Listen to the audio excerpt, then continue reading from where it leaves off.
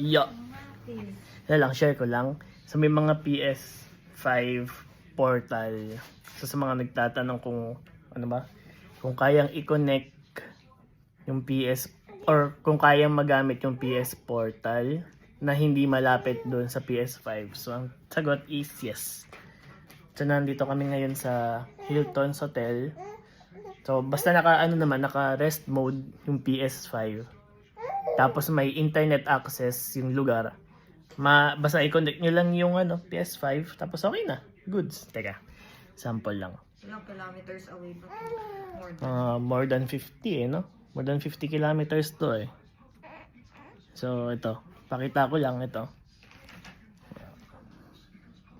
Yan, so pakita ko lang. Yan. So, tuloy natin. Where winds meet. Sa play game natin. Ayan, nasa kami, nasa hotel, wala kami sa bahay. Ayan. So, papakita ko lang. Nagumagana talaga si PS Portal kahit wala ka sa bahay. Ayan. Nagumagana naman siya. O, di ba? Nagda-download pa nga ayo.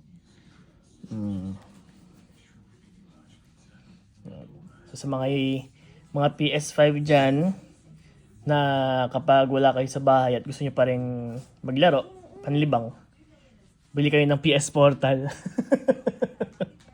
Bili kayo ng PS Portal para kahit saan pwede pa rin kayo makapaglaro ng PS5 nyo. Ayun, basta make sure lang na naka-rest mode si PS5, hindi naka-off. Kasi once na naka-off yun, hindi kasi ma-access ni PS Portal si PS5. Pero kapag naka-rest mode, pag in-open nyo si PS Portal, mag-open up din si PS5 automatically. Kasi nga, i-connect ni PS Portal yung sarili niya kay PS5 once na meron siyang Wi-Fi. So, ayun. Tapos, hindi ko lang din sure if applicable siya kapag disc version. Yung sa akin kasi, downloaded yung mga games. Yung PS5 ko is digital. So, mostly, lahat ng games ko is digital. Kaya, ayun. Ma-access ko yung game kasi nga, downloaded game siya dun sa mismong internal memory ni PS5. Whereas, dun sa disc version, hindi natin sure kung kaya niya ma-access yung game or baka, iwan niya yung disc dun sa disc version, yung game. Tapos, yun lang yung kaya niyang i-access. Hindi ko sure. Hindi ko pa natatry kasi nga, digital version yung PS5 ko. Kaya yun yung pwede kong ma-share. So, ito na nangyari. Ayan na siya. Ayan, so may update lang yung game. So, ayan. So, pwede nating i-resume.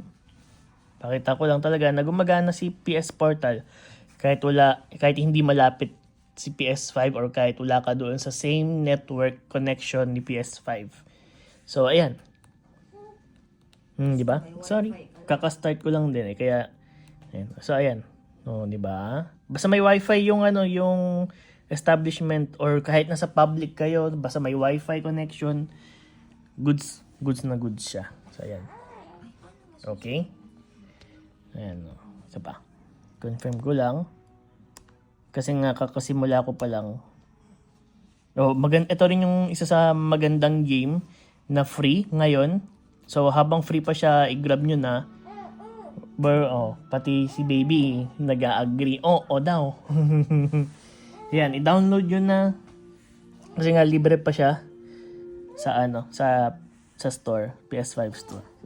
So, ayan. Ayan. So, ayan. Di ba? So, ayan. Pakita ko, di ba? Ayan, gumagana siya, guys.